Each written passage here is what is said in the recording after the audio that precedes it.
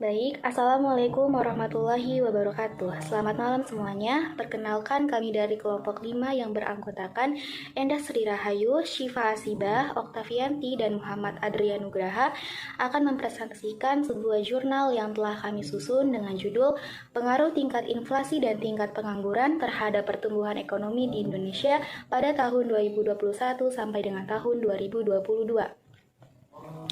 Adapun yang akan kami bahas kali ini mengenai abstrak, pendahuluan, kajian pustaka, hasil dan pembahasan, serta kesimpulan dan saran. Baik, setiap negara menghendaki negaranya memiliki pertumbuhan ekonomi yang semakin baik tahun demi tahunnya. Beberapa hal yang tidak bisa dihindari dalam pertumbuhan ekonomi suatu daerah atau negara adalah tingkat inflasi dan tingkat pengangguran. Tingkat inflasi pada umumnya didefinisikan sebagai keadaan di saat harga naik. Adapun pengangguran ialah mereka yang sedang mencari pekerjaan ataupun yang tidak bekerja. Tujuan dari penelitian ini adalah untuk mengetahui apakah terdapat pengaruh inflasi dan pengangguran terhadap pertumbuhan ekonomi di Indonesia. Populasi dari penelitian ini adalah provinsi di Indonesia dengan total sebanyak 34 provinsi.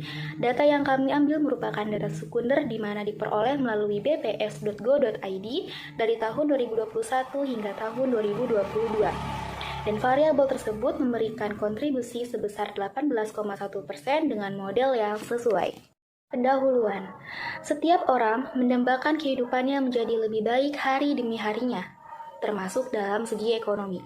Apabila negara tersebut memiliki pembangunan yang maju, sudah jelas kesejahteraan masyarakat tersebut juga lebih terjamin. Dan begitu pula sebaliknya. Tingginya inflasi merupakan gambaran bagi negara tersebut tidak memiliki perekonomian yang stabil, sehingga harga semakin meningkat. Tidak hanya inflasi, masalah pengangguran adalah salah satu masalah besar yang mengancam setiap negara. Menurut Limongan, pengangguran pada negara berkembang tidak hanya kurangnya lapangan pekerjaan, melainkan hal-hal seperti meningkatnya angkatan kerja, penanaman modal yang kurang, dan juga persoalan sosial politik di dalam negeri. Baik kajian pustaka, inflasi. Tingkat inflasi yang tinggi sangat merugikan bagi perekonomian suatu negara, karena tingkat inflasi yang tinggi berdampak menjadi bencana bagi masyarakat, terutama bagi individu dengan pendapatan yang sangat rendah. Selanjutnya adalah pengangguran.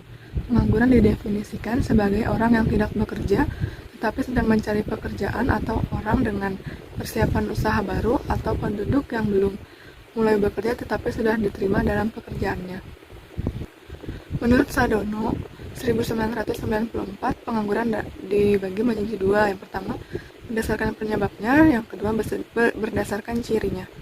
Berdasarkan penyebabnya, ada pengangguran normal, pengangguran siklikal, dan pengangguran struktural. Selanjutnya ada pertumbuhan ekonomi. Pertumbuhan ekonomi dipengaruhi oleh dua jenis faktor, yakni faktor yang berhubungan dengan ekonomi dan faktor yang tidak berhubungan dengan ekonomi. Faktor ekonomi ialah sumber alam, akumulasi modal, organisasi, kemajuan teknologi, dan pembagian kerja serta skala produksi. Yang kedua, faktor non-ekonomi, seperti faktor sosial di mana perubahan pandangan masyarakat mempengaruhi ekonomi. Selanjutnya adalah metode penelitian. Objek penelitian ini mengambil provinsi sebagai objek pengamatan dengan variabel respon yaitu PRDB dan variabel predikator yaitu tingkat inflasi dan tingkat pengangguran. Metode yang kami gunakan adalah pendekatan metode yang dilakukan dalam penelitian ini mengadopsi pendekatan kuantitatif di mana data yang memiliki skala rasio dikumpulkan kemudian dilakukan analisis secara statistik. Sumber data yang kami gunakan dalam penelitian ini menggunakan sumber data sekunder di mana data diperoleh dari sebuah instansi dengan mengakses website bps.go.id, maka dapat diperoleh data inflasi, tingkat pengangguran, dan PRDB dari 34 provinsi di Indonesia dari tahun 2021 sampai 2022. Hasil dan pembahasan. Pertama, uji asumsi klasik. Sebelum melakukan pengujian, analisis regensi berganda terlebih dahulu dilakukan pengujian asumsi bagi persamaan, karena data dalam penelitian ini adalah cross-section. Adapun uji asumsi klasik yang meliputi normalitas, homogenitas, multikolinearitas, dan linearitas. Uji normalitas digunakan untuk melihat apakah residual data berdistribusi secara normal atau tidak. Berdasarkan hasil perhitungan, maka present value sebesar 0,091 lebih dari taraf signifikan, sehingga dapat disimpulkan data berdistribusi dengan normal. Yang kedua, koefisiensi determinasi.